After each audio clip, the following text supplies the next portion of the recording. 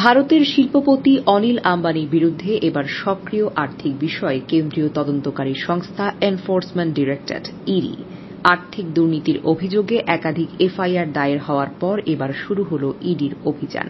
দিল্লি, মুম্বাই সহ দেশের মোট ৩৫টি জায়গায় আজ বৃহস্পতিবার সকাল থেকে শুরু হয়েছে তল্লাশি। অনিল আম্বানির বড় ভাই শিল্পপতি মুকেশ আম্বানি। ইডি সূত্রের খবর, অনিল আম্বানির সংস্থাগুলোর বিরুদ্ধে আর্থিক প্রতারণা ও আর্থিক তছরূপের অভিযোগ রয়েছে। ইতিমধ্যেই ৫০টির বেশি সংস্থা ও ২৫ ব্যক্তিকে জিজ্ঞাসাবাদ করা হয়েছে। অর্থলগ্নি নিয়ে রাষ্ট্রায়ত্ত স্টেট ব্যাংক অফ ইন্ডিয়ার সঙ্গে অনিল আম্বানির বিভিন্ন সংস্থার বিরোধ চলছে। গতকাল বুধবার এসবিআই অনিল আম্বানি ও তার সংস্থাগুলোকে সরাসরি প্রতারক বলে অভিহিত করেছিল। এই শিল্পপতির বিরুদ্ধে এসবিআই নিজেরাই সিবিআই এর দ্বারস্থ হওয়ার কথা ভেবে রেখেছে। এর মধ্যে শুরু হল ইডির তল্লাশি। এর আগে এসবিআই ২০২০ সালের নভেম্বরেও অনিল আম্বানি ও তার সংস্থা রিলায়েন্স কমিউনিকেশনসকে ফ্রড অ্যাকাউন্ট হিসেবে ঘোষণা করেছিল।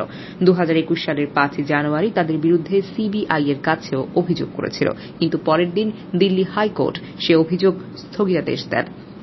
অনিল আম্বানি ও তার সংস্থাগুলো চমৎকারভাবে সাজানো এক সুপরিকল্পিত প্রতারণা চক্র অভিহিত করে ইডি সূত্রে বলা হচ্ছে, এই চক্র ব্যাংক, বিভিন্ন লগ্নিকারী সংস্থা এবং সাধারণ মানুষের টাকা আত্মসাৎ করেছে।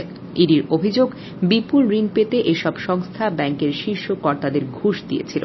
ইডির দাবি, ২০১৭ থেকে ১৯ সালের মধ্যে বেসরকারি ইয়েস ব্যাংক অনিলের সংস্থা রাগা গোষ্ঠীর বিভিন্ন কোম্পানিকে ৩,০০০ কোটি রুপি ঋণ দিয়েছিল।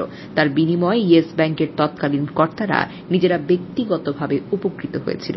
ইডির দাবি, ওটা ছিল দেওয়া নেওয়া চুক্তি বা কুইড প্রো কো।